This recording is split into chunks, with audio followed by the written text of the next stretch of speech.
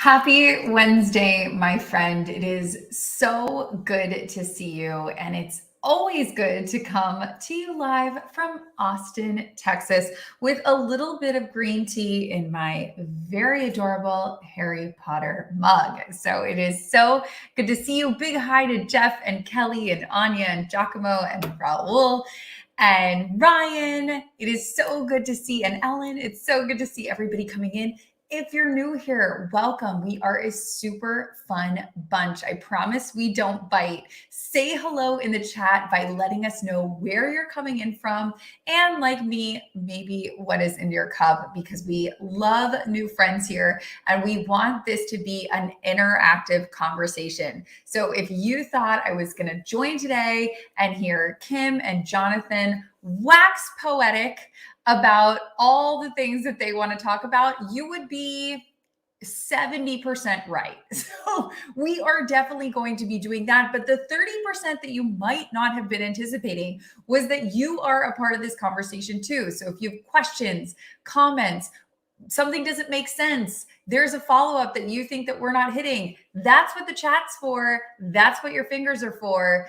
You can do the talking. So it's a little different than maybe what you are used to. So really excited to have you here today. And as you know, we meet here every single Wednesday at 1 p.m. Eastern to talk to really talented founders, leaders, entrepreneurs, and essentially, let's be honest, copy their homework, steal all their secrets. I don't know about you, but I'm busy. I have a lot going on and I don't have time to reinvent the wheel. I don't have time to relearn things that experts and leaders have already learned. They've already learned it. Why do I have to go learn it? You've already done all the work. So just tell me the highlights, the cliff notes, if you will. Let me just copy that homework, steal those secrets, and then use it in my everyday life. So I don't know if you're like me, but it's something that I think works a whole lot better than going down the rabbit hole, getting decades worth of experience, and then figuring out the proper way to do it. So you're in the right place if you want the shortcut. That's going to be here. So I was really excited because as we get into, I know this is going to sound crazy, but it is May. I know, bananas. We are like getting close to like halfway through the year. I don't know where the first half of the year went. Don't ask me. It's hiding under the bed. It's hiding in the closet somewhere. I don't know, but it's not here. So it whooshed by. And what I realized is I don't know if enough of us, myself included, are really thinking long-term about the future. I know we've talked about the Great Resignation, how people are working differently, all of those good things. You could open up your news app on these crazy phones and see that every day. So you don't need me telling you about it. But really, how are we looking to future-proof our careers? How are we looking to future-proof our businesses? How are we looking to future-proof ourselves? Let's be honest, as humans. And so when I started to really think about this, I was recommended to talk to Jonathan because this is like what he does. So all Jonathan does all day, every day, is he prepares leaders to profit from radical change. So if that's not a definition of the last 2 years, I don't know what is. So he speaks and advises Fortune 500 companies, executives, and leaders on resilient growth strategies. So how, when the bad stuff happens, how are we moving forward? How are we innovating under uncertainty? How are we making ourselves better? And so I thought that some of these quotes about him were so perfect. So Oxford University Press said he's the next best thing to Nostradamus, which if you don't know who that is, that's a Google. We're not going to go into that here. And Inc. magazine called him a Silicon Valley legend. And you might recognize him because he is the author of a fantastic book called Rogue Waves, which we will definitely be getting into discussing today. So again, I don't know what's in your cup. I don't know if it's coffee. I don't know if it's wine o'clock where you are, but wherever you are, please raise your glass of choice and beverage of choice and help me welcome Jonathan to our chat. Hey, it's amazing to see you all. I can't believe you're in Austin. I know, it's the Lone Star State. It's exploding down there right now. I was down there speaking at South by Southwest a couple weeks ago. I love that. We'll talk Yeah. about the future. I don't I mean, I never thought the future would hold Austin, Texas for me, but here we are. All the cool kids are moving to Austin. Are you kidding? That seems to be what's happening with our good friend Elon leading the charge Well, of people coming Elon, down here. Apple building headquarters, Samsung building a semicon factory, the Tesla Gigafactory just opening up. I mean, it's the investment culture is moving in many ways from Silicon Valley to Austin. Number two producer of intellectual property in the country after I believe Boston. I did not know that. That is a good fun fact. I'm going to steal that. Done. I love this. Okay. You heard me talk a little bit in your intro, but one of the reasons that I was really sort of fascinated by everything that you're doing, and I know that a lot of times you're working with companies, but Mm-hmm. selfishly, I'm a person. So I'm also and I own a company as well. So it's a mix of both. But selfishly, I'm like, wow, I feel like so much of what you do can also apply to us as people. Like, not that Yeah, companies aren't people, but yeah, it's people advice as yeah, well. yeah.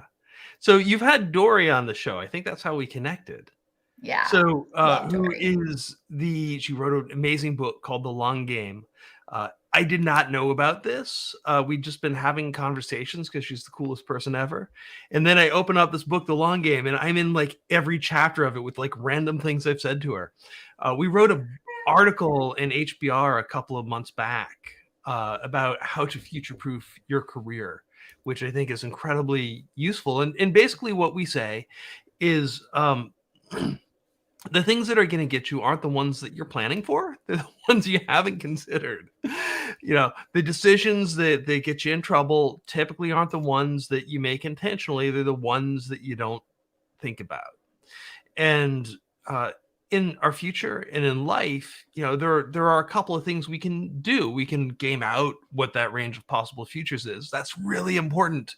Um, the other thing you can do in your career, in your life, is ask your grandmother what went wrong, right? Look at history. Look at, your lived experience is very limited data set. So what is the lived experience of a dozen people who have been through it, who have seen things go wrong, who have had career plans and then unexpectedly had a third or fifth child, unexpectedly had a disease, illness in their family, unexpectedly had a disability, unexpectedly had all sorts of things, their house burned down.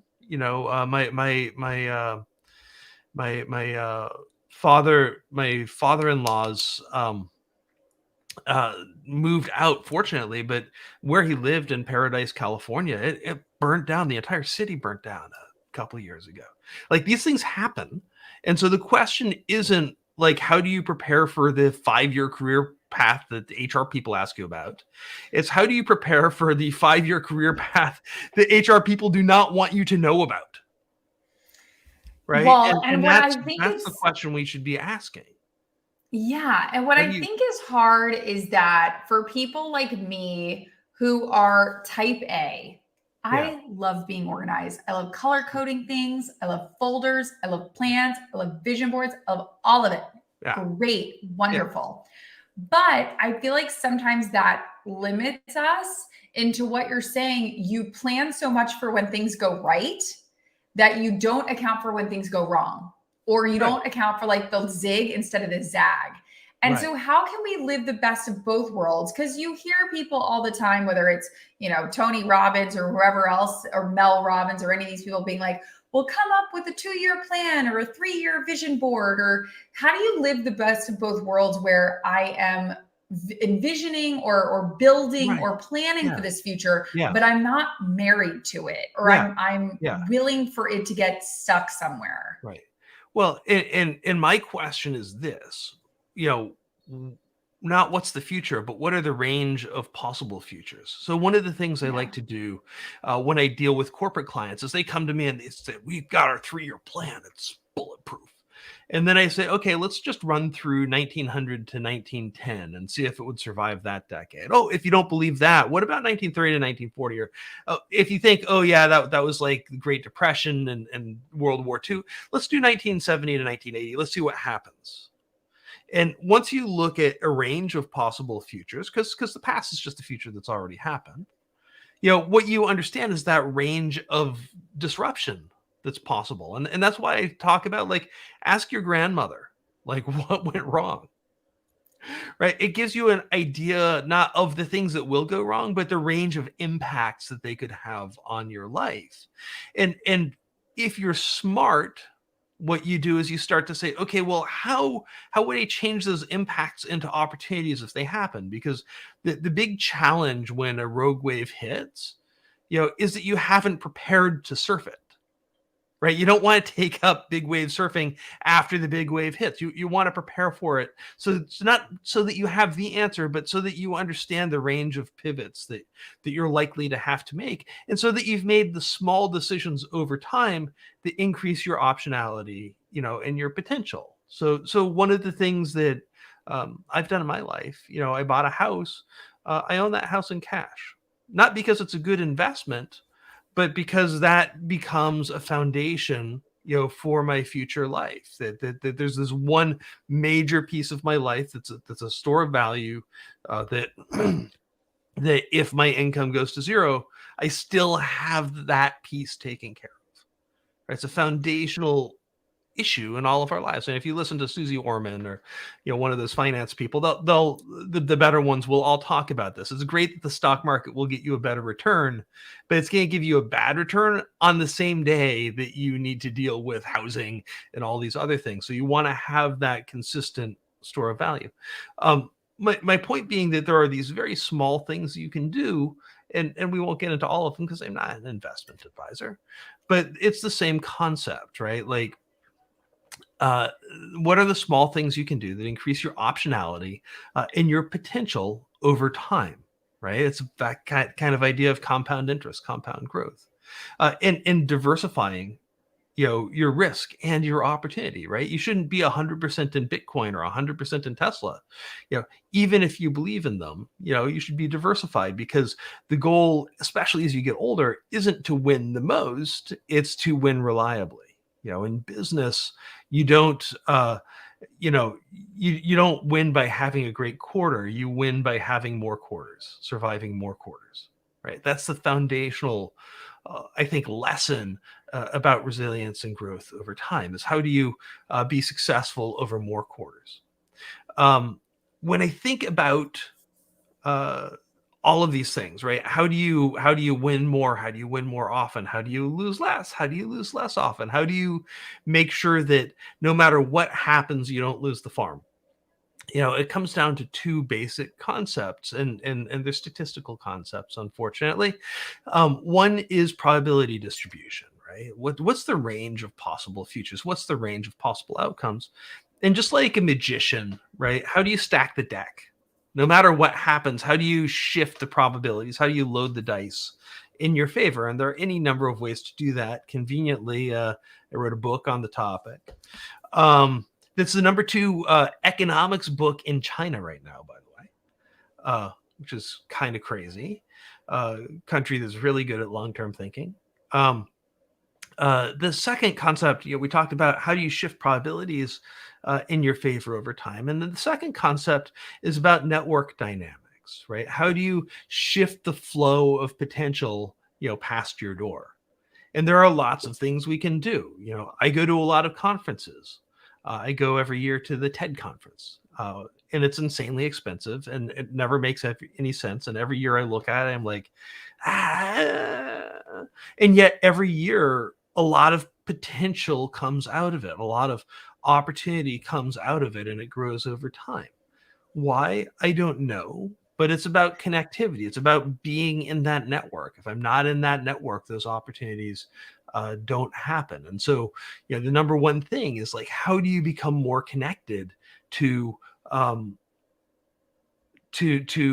people you care about, the organizations you care about, right? The second is obviously, how do you do less stupid stuff, right?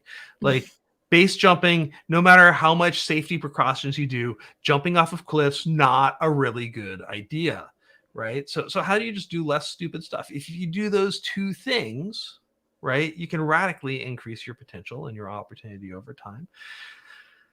The third Well, piece I'm is, curious, when you're bringing up being connected, because I think that yeah, I don't want to say it's a sore subject for people right now, but yeah, I hear Giacomo's point. The last 2 years, a lot of us have felt disconnected. We've been absolutely, at home, we absolutely, haven't been at work, we haven't been in absolutely. touch with, events or Yep, networking yep, opportunities. And I know a lot yep. of people are joining us internationally as well. And those are, coming back online slowly but Yeah, surely. Big super spreader events, which we love, are coming back, which is right. great.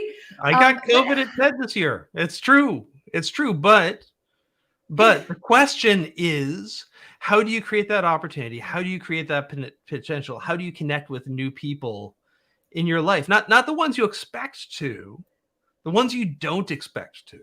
How do you do that intentionally? And that's really the question. Um, a lot of people do networking. A lot of people go to events, and uh, they don't actually get the outcomes that they want. I like to throw parties. That's one of my things. Um, and when I do, I make sure that, I guess you should know this about networking. The average person meets 2 to 6 people at an event. 40% of people interact with 3 people at a cocktail party, 2 of whom they already know. So if there's a cocktail party with 100 people, right? This is about networks distribution, network dynamics and probability distribution. If you go to a cocktail party, there's 100 people, you speak to 3 people, 2 of whom you already know, you've created a 1% chance of serendipity happening. A 1% chance. And so if you simply do what I do, which is make sure everybody speaks to 20 people at that 100-person party, you radically increase the probability of something happening. And if you do something else, which is you make sure that people know what you want to talk about, you multiply that exponentially. And then if you make sure that people know what you're looking for help with, not just the 1 or 2 or 20 people you speak to, but the entire room, right? You radically increase the chances of serendipity. And so when I throw parties, I make sure that these 3 things happen in the parties. And about 80% of the attendees actually find some kind of help with the problem that they had. And like at the last one I threw, there was someone who was looking for help on writing a book on African folklore, and she found advice on writing a book. She found a professor of African history in the UK who she's talking with. Right? This was a business meeting. This is not a thing where you would have expected that those people would have appeared. And yet, if you maximize that connectivity between people, you do less stupid stuff, right? One of the things that's stupid is like not letting people know what you want to talk about, and you ask for help more effectively. You radically increase the chances of luck happening to you.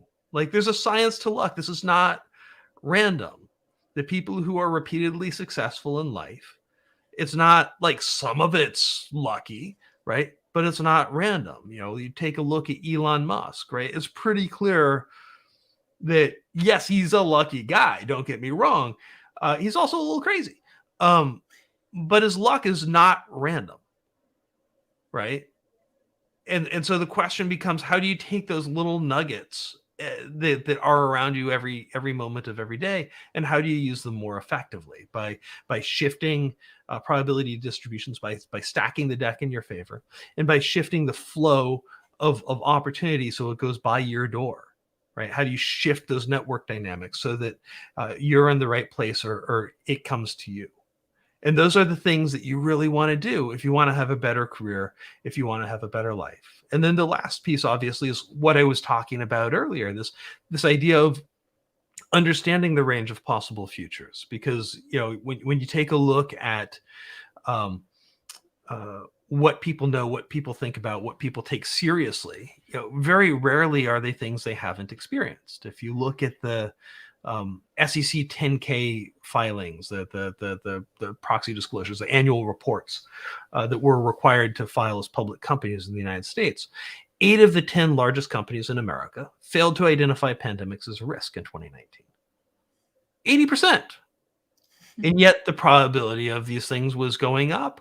We'd seen multiple zoonotic disease transfers from nature in the last couple of decades. This was going to happen, and yet we said, hey, that happens over there. It's Ebola, it's bird flu, it's something that happens in China, it happens in Africa, it doesn't happen here. The 2 companies that identified pandemics as a threat in 2019 were Apple, and they said, hey, remember when that janked up our supply chains and things shut down in southern China for a couple of weeks? Yeah, that might happen again. They didn't think about the secondary impacts, right? What happens when all of our retail stores close on the same day that everyone decides they want a new notebook computer, right? They didn't really think about the bigger picture. And the other company was an insurance company, CVS Health, which is Aetna Insurance, which obviously was concerned about the cost of testing and pandemics and so forth. But they weren't. My point is, that was an industry that had to think about that. 100% of the industries that didn't have to think about it didn't think bigger, right? They didn't think about the larger historical perspective that these things happen. They haven't happened in a long time. The things, the network dynamics that increase the likelihood are all exploding, right? The amount of travel out of China increased 10 times between 2012 and 2019. Right, they went from an irrelevant tourism spender to the largest on the planet in less than a decade.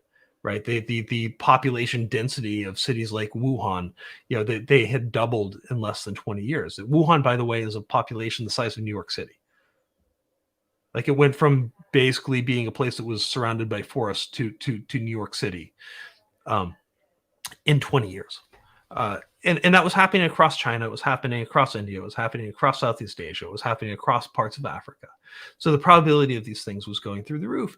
And yet everyone said, it hasn't happened to me yet. Right. What do you think is the biggest thing? If you'd asked your grandparents, they lived through, my grandparents lived through 1917, 18, 1920. Right? They'd seen this. They knew exactly what was going to happen. So looking at that larger historical perspective is the other thing that's super important. What do you think is the biggest thing that people should be thinking about now that they're not? I guess I opened myself to that question, didn't I? The obvious thing is, you take a look at the new world order that's starting to appear, right?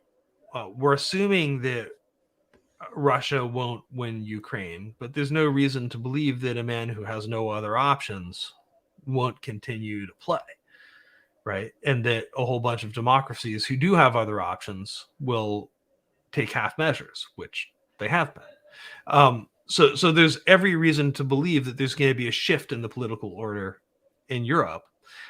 And independent of that, coming out of COVID, what is the impact of the debt, the unaddressable debt in Southern Europe, in Germany's historical lack of desire to really pay for it, coming out of COVID? What's going to happen to our assumptions about the growth of the middle class in South Asia? Right. So if you take a look at China, the reason it's been exploding its economy, growing so aggressively, is that they're facing a population inversion. So as you have more older people, they spend less, right? They buy less sneakers and dinners, and they cost more, right? And this is a foundational issue. So China's been trying to build its economy as fast as it can in preparation for this population inversion. COVID has shifted their economic plans, right? It's a huge issue. Same thing in in Southeast Asia, which was going to be the next growth economy. Same thing to a lesser extent in India. Um, and so the entire growth trajectory of the planet is likely to be slightly different than we'd expected. That's going to have huge political fallout as China takes its, in my mind, rightful place as a major economy.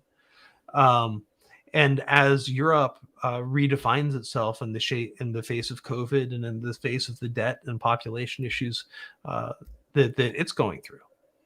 So I think that's what we need to look at, is this idea that we believe that the world's going to continue to harmonize, that the globalization will continue to happen like it has my entire lifetime. And yet there's no reason to believe that that's true. Totally. I feel like for some people, myself included, it can feel a little overwhelming. Like, I don't have any control over Germany. I've never even been to China. I certainly don't have any control about what goes around there.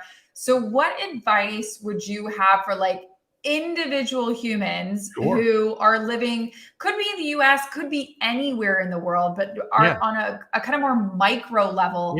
What either are some tactical things that we should be doing, or maybe if it's not doing, maybe it's just thinking about? So the first thing, you make a good point, and what I often hear in business, when I start talking about the future, is people say, well, we control what we can and we ignore what we can't. Well, how do you know what you can and cannot control? First of all, like what's your evidence that you can't actually control the personal outcomes of these changes? What's your evidence of that? Like, I understand you can't control what China does. That's true. Right. But can you control the outcomes for you of that change? And in more cases than not, you can. In business, you can really lean into these things. When you take a look at COVID, right? Zoom did 26 times growth. When you think about it for a second, Microsoft had their software on all of our computers. They had the contracts in place. They had the sales teams in place. They had the global government relations in place. Microsoft should have won the video conferencing wars, and yet it didn't. Zoom did. Why? It's not because they had better resources. Wasn't because they had smarter people. Wasn't because they had more money. It was because of a mindset of, how do we lean into this opportunity? You take a look at Amazon, right? 10 years of growth in the retail business in 90 days. And you can say, it's Amazon, too much money, investors, whatever. Here's my question to you. If I could give you 10 years of growth in 90 days, and I give you the money and the people and the resources, could you hire a workforce the size of the Ford Motor Company in 90 days? I heard you talk about that on a podcast I was listening to, and I was like, it's such a good point. How I think sometimes we were reprimanded in school or whatnot for daydreaming, what happened to this, and daydream. But I think it takes a little bit of imagination, and it does take a little bit of, okay, Putin decides to nuclear bomb. Great. What are my options? Am I going to work the next day? What's happening to my business when and if he decides to do that? And so I think it's important for business owners. Absolutely. Do you think for people, not necessarily applying to me, but I know some of the people who are joining us definitely work at corporate jobs. I mean, should they really be daydreaming about, okay, today is Wednesday, Putin drops a nuclear bomb on Thursday. What happens to me on Friday? What happens to my company? What happens to my job? Like, is that how we should be thinking about it? I don't recommend waking up on Tuesdays thinking about nuclear war. That's a thing I do, but it turns out that most people don't actually make a living coming up with ideas for disaster movies, and that's not what most people want to do. The reason to think like that, is to ask a counterfactual question, right? A what if that we cannot prove. And it's not really about, what happens if Putin drops a nuclear bomb. It's what happens if the world order changes. Because, at the beginning of World War I, 2 days before, the German reserve newspaper, their military reserves, were talking that their front page article was about um, uh, how much better marksmen they were within the French. Right? Like, wasn't talking about like the biggest issue of the next decade or the fall of the British Empire. These things happen quickly. Is my point. And if you don't have some context of what the implications would be, you're behind it like everybody else. And the reason that you think about these isn't because you can prepare for meteors falling from the sky or nuclear wars or, or pandemics. That's not the point. The point is that no matter what size company you have, there are four major buckets of risk and four opportunities for innovation: financial innovation, operational innovation, changing the external environment or your relationship with it, in your strategy, your demand forecast. Those are the four major things that change. They're the four major points of risk in your company. And if you start to think about how would these different types of things impact my company or my career, my finances, my operations, my external environment, and my strategy in life, right? You start to understand where the points of challenge are and where you need to innovate processes. The same thing is true for customers, right? You can start to innovate products in this way too, asking what are the financial, operational, external, and strategic risks that they are facing that they probably have not addressed, that we know within the timeline that you care about, whether it's 1 year, 3 year, 5 years, they're likely to face. If you show up with a lifeboat, you can charge a premium, right? If you talk to customers and they say, hey, you say, hey, what do you want? They'll say, I want something majestic. I want a grand ship. I want it to have, I want a great cruise ship with luxury foods and I want to travel the seas. Yeah. You know what happens when there's a disaster? No one wants to be on the fucking Titanic. Correct. Your real value to your customers is not that you can sell them a luxury experience. Your real value to your customers is that you provide them with a life raft. And so if you can figure out where those high value points are, those financial, operational, external, and strategic threats are to them, and you can help them address those in powerful ways, that's how you extract excess rents. When you think about, there's a company called Smith Salvage that operates in South Africa. And when we should talk about what a rogue wave is, because we're like many minutes into this. So let me get there, and then we'll talk about Smith Salvage, which is a super, super cool company. In the deep ocean, you see 20-foot waves actually pretty frequently. But what happens when 10 or 12 of those 20-foot waves collide? Right? They can literally become a 120-foot wave inside of a minute, inside of 2 minutes. And there's no way to escape that wave. Right? The same thing happens in business, same thing happens in life. That's what we were talking about with COVID, right? People said pandemics happen. No one thought about what are the implications of those on global logistics, on our internal operations. And no one thought about what does that mean for how we go to market in the future. Very, very, very few companies did.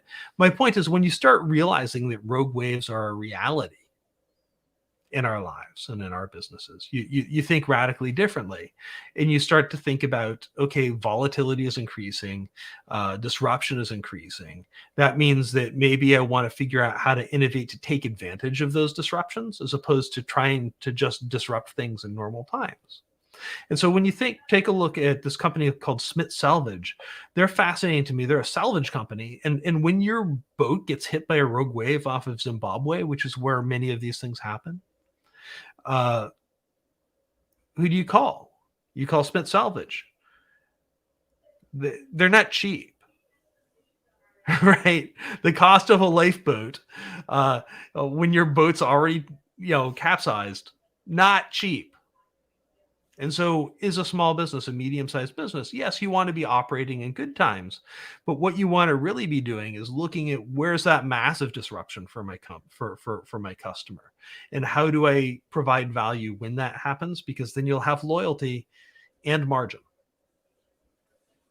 Well, and it goes back to kind of what you were saying earlier about really studying the history of things. And I think Chris brings up a really good point. I think what's gained popularity, certainly in the last couple years, thanks to Ryan Holiday and the Daily Stoic, and his various Stoic, waxing and waitings about how great that is really the study of people that have long since passed away. And so I'm curious, is that also part of a practice or something that you really look at when it comes to looking at history and what we might be able to learn from it?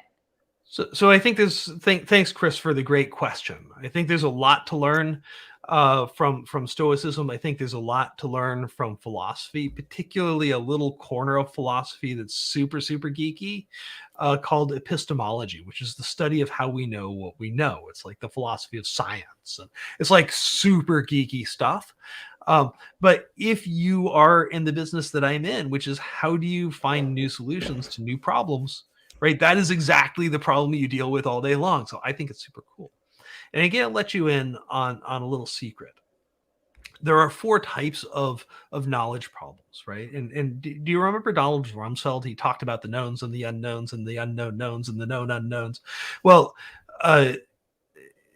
think about that for a second. Like, the guy was trying to justify a really stupid set of decisions when he said that, so he got railed. But if you take a 4, like a 2x2 or a 4 box, or the Harvard calls them magic squares, right? And on this, on one axis, you say here's what we don't know, and here's what we know. On the other axis, you do the same thing. You end up in one corner with known knowns, and the diagonal corner with unknown unknowns, unknown knowns, so on and so forth. Well, those are the 4 actual types of problems that we have to solve in life. And for each of those, there are different toolkits. And in college, we tend to learn one of them, maybe 2. And I'll go through what they are because I think they're super important to the lessons of ancient philosophers, because this goes back to Socrates, Aristotle, a lot of the early statisticians, a lot of the early mathematicians. Like, we're talking about some deep stuff here. If you have to solve a known, right, you think like a lawyer. And these are all cartoons. Like, if there's a lawyer in the room, like, yes, I understand. But you think like a lawyer, and you say, okay, what we know the universe of facts. Given that, what must be true? Right? It's called deductive reasoning. It's like, arithmetic, basically, right? If you have a known unknown, something that we know we don't know, right? You start looking at that like a scientist. It's what's called inductive thinking, right? Saying, with the facts that we have, here is the thing that is most likely to be true, right? That's kind of like algebra, right? A plus B must equal C, right? So you add in 2, you get the third one.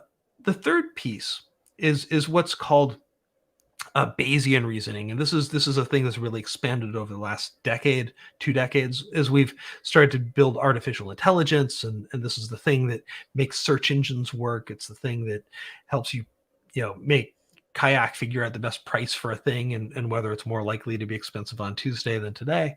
And it's building a model of a system and saying, okay, that we have a black box here, or we have a black box here, but we know these 3 things. And so based on what we know about how things input and output, we know the range of what could happen. And this is what economists do, and how they try and do things like model inflation or future interest rates or whatever the heck they do, economic growth.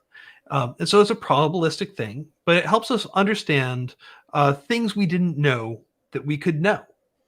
It's really interesting.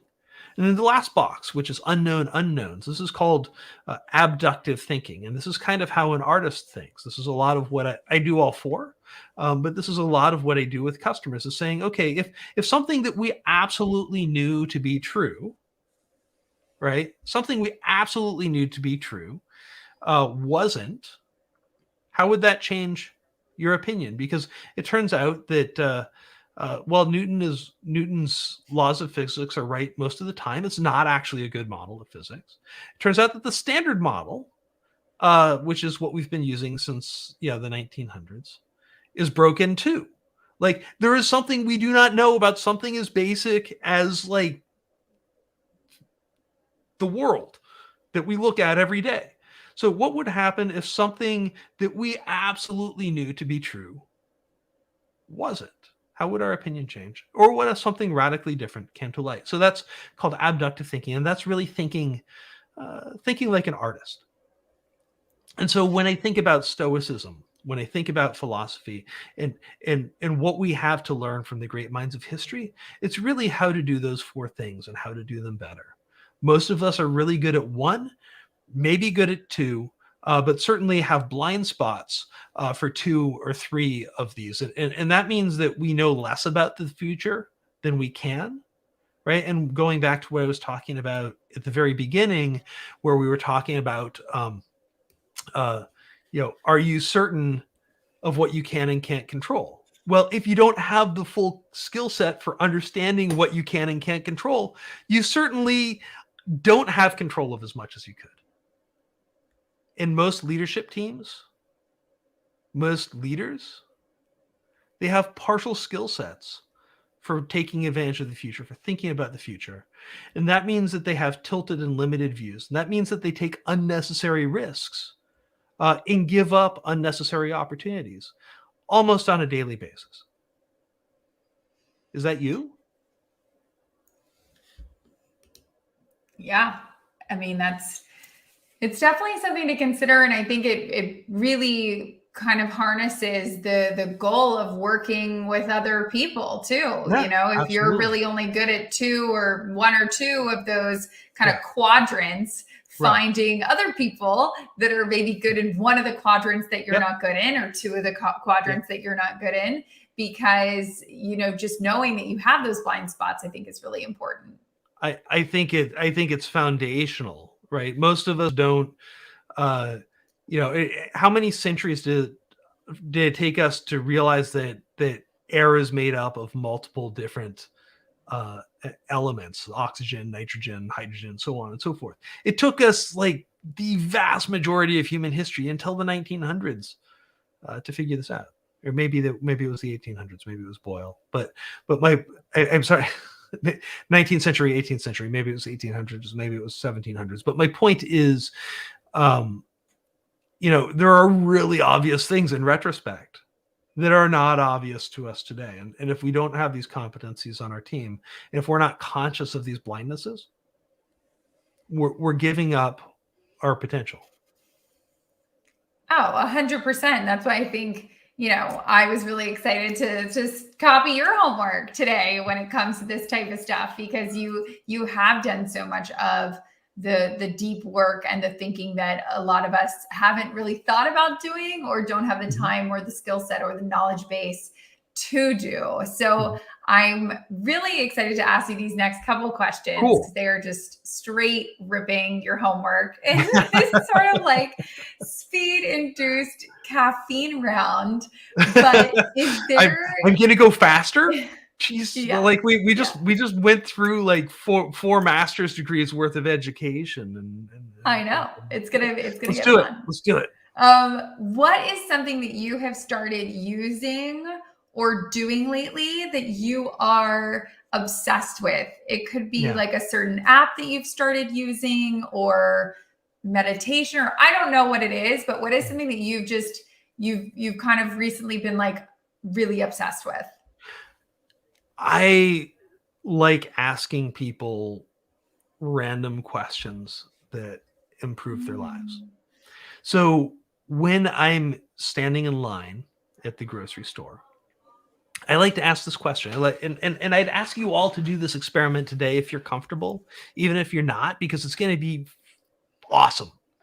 I like to say this weird thing. I like to say, hey, to whoever is standing in line next to me, I'm doing an experiment. I don't have an agenda here. I know it's a little weird. But I'd like to know, while we're standing in line right now, what I can do to improve your life today. it pops people's heads. And then it makes them have a better day, no matter what happens, because they're intentional on what their goal is for the day. They start Mhm. seeing those opportunities in a different kind of way simply because of this question. And occasionally, more often than not, I can actually help them. I connect them with someone. I point them to a website, something or other. It's just a little way to make the world better, to create serendipity, to create potential, to create opportunity on the planet, literally without wasting any time. I was standing in line anyway.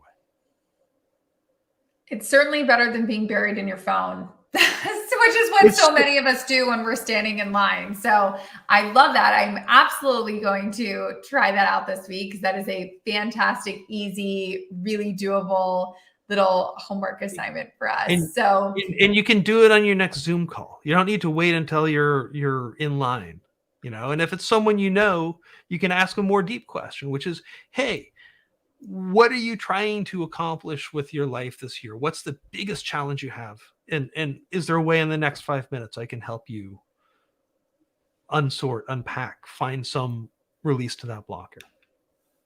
And if you do that, you'll yeah. have a friend for life. You'll help someone out. Probably it's weird how often we can, and we'll have a better day. Oh, absolutely. No, that is a fantastic assignment for all of us. Most definitely. What is something that in 2022 you're really hoping to learn or maybe learn more about? It could be Yeah. something like learn a new language, or maybe it's a new subject with work. So I about every 2 or 3 years, I try and learn some new skill, some new subject, right? Going back to those 4 ways of knowing, I try and expand. Where I'm at right now is I'm really trying to improve my communications skills, trying to Mm. get better at teaching, and so I'm taking courses. I have a communications expert that I'm partnering on a bunch of stuff with. I'm Oh, working I with love it. so I'm just actively trying to build this into my life and into the things I do. And so everything I do is somehow helping me learn this new thing. I love it. Well, I have this theory that in addition to the 5 people that you physically spend the most time with, thanks to these crazy things, we are also the summation of the 5 accounts or humans that we follow online. And you Yeah. mentioned Dory Clark. She's certainly one of these for me, but I'm curious if you have any humans or maybe even a Yeah. brand or a company account that Yeah. you follow Yeah. or consume their content that you just feel like, wow, that added, whether it's a smile or Yeah. knowledge, it Yeah. added to my life. So the smartest, I guess a number of things. One, Ian Bremmer. Follow him on LinkedIn. Follow me on Okay. LinkedIn too, but follow him on LinkedIn. Smartest comment on international affairs of the day every day. Second, Nick Amazing. Thompson, who used to be the head of the editor of Wired, and then is now the CEO of The Atlantic. Always useful stuff. And then the third, just because he's I only know him a bit, but he's every time I've interacted with him, he's just made me a smarter and better person. Is Adam Grant. He's really, Yeah. to me, he's the person he says he is. He's a person who does what he tells other people to do on a daily basis, and getting to know him better has changed my life. That's such a good one. I can't wait to look into some of those because I definitely don't follow everybody on the list. So, but I will momentarily. Okay, if you had to give us one other homework assignment besides the one we just talked about, that Yeah, and maybe we could do it anytime yeah, over the next week. yeah. What would our additional homework assignment from you be? It could be read a certain it could be follow on LinkedIn. It could be anything. Yeah, yeah, follow me on LinkedIn. But the the other more important thing, from a personal perspective, personal development perspective, I think the article that Doria and I wrote in HBR is really, really useful. If someone could put that in the comments, I'd really appreciate it. If you just type in Dory Clark, Jonathan Brill, HBR on Google, it'll be there. Zing right up to the top. Yeah, read that. It's super good. And if you're a business, I wrote an article in HBR about how HP turns catastrophes into opportunities or something. That's another really good place to start. And if you want to triple down, get the book. I love it. Well, this has been so much fun. Where can people keep learning from you, keep up with all of the new stuff that you have going on? Is there a social media platform that you spend the most time on, or how's the best way for people to keep in touch? So I try and post every day on LinkedIn, something useful, something interesting. That's the best place to find me for speaking and all that sort of stuff. JonathanBrill.com, and that's kind of my giant archive and leaf pile of stuff that happens. I love it. Well, Jonathan, thank you so much for joining us today. This was so much fun. I feel like we have a lot of Googling to do, a lot of homework to start on, but we really appreciate you taking the time today. Absolutely. Thank you so much, Kim. And thank you, everybody. Thank you, Jeff. Thank you, Anya. Thank you, Chris. Thank you, Giacomo, for having me today and for sticking around. I really, really appreciate it. I love it. Well, sending you a big cheers from Austin, everybody. And we will see you next Wednesday at 1 p.m. Eastern, same time, same place. Have a great week. Awesome. Thank you. Take care.